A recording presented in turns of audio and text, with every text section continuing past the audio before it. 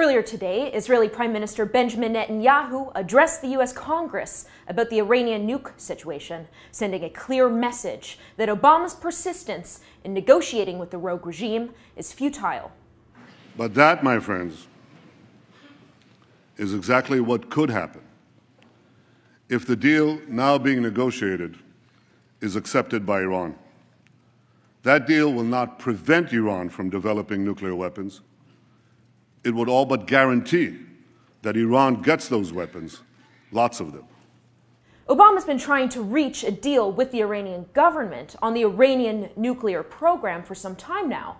Recall, negotiations were going on in secret before their existence was eventually leaked in 2013.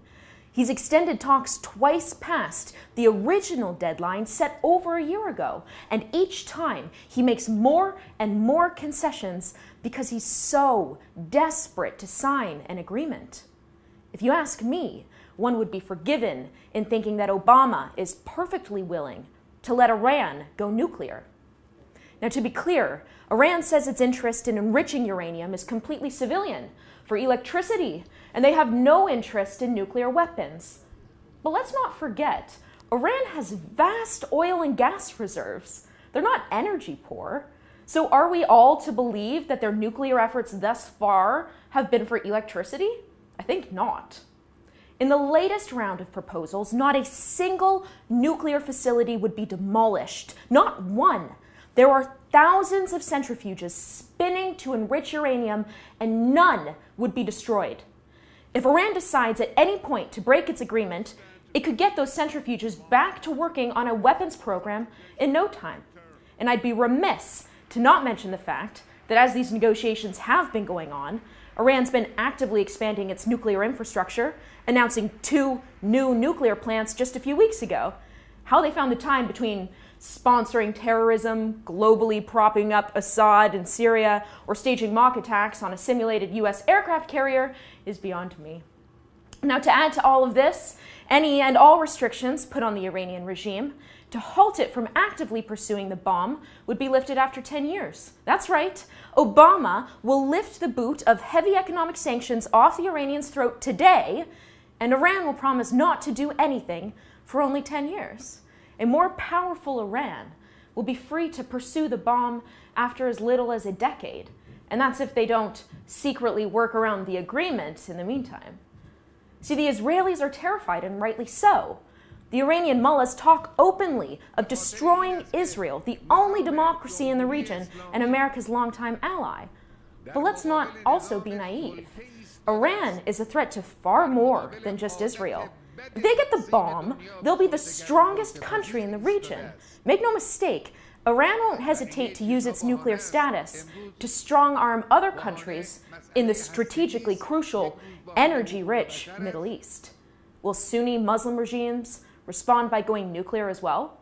The Saudis, Iran's major regional rival, reportedly bankrolled the Pakistani weapons program. Will they call in favors and acquire their own nuclear arms? Will Egypt go nuclear? What about Turkey? Obama says he's against nuclear proliferation, but he could actually inadvertently be sparking a nuclear arms race in the Middle East. The consequences of signing this deal could be devastating. Much of Congress understands this, as does Netanyahu. For over a year, we've been told that no deal is better than a bad deal. Well, this is a bad deal. It's a very bad deal. We're better off without it. Now we're being told that the only alternative to this bad deal is war. That's just not true. The alternative to this bad deal is a much better deal.